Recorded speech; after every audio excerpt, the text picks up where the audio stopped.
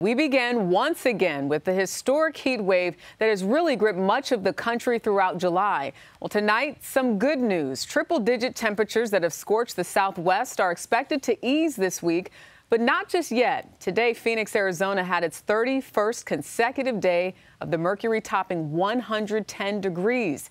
In the Northeast, a storm broke the heat, but it was fierce. Despite hurricane-force winds, this guard at the Tomb of the Unknowns at the Arlington National Cemetery never broke stride. Well, CBS's Reed Cowan leads us off tonight with more on that. Reed, good evening. Good evening, Jerika. All right, so July is on the brink of breaking a world weather record for punishing heat that has gripped much of the nation.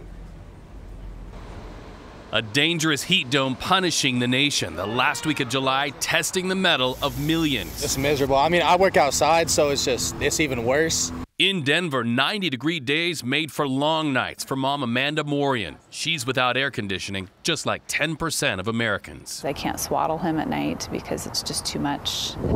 This raging wildfire jumped international lines from Washington state to British Columbia. So far, hundreds of fires across Canada have burned a landmass the size of Cuba.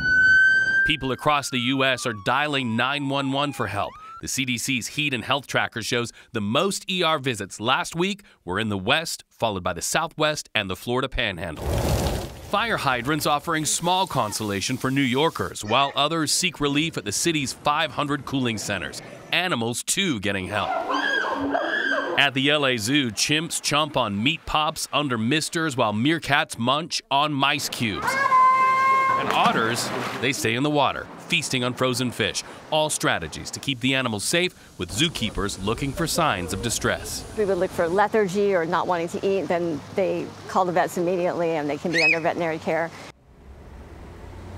So zookeepers add the same signs can be looked out for your pets as well. If they start to appear lethargic or they're not drinking water, get them help.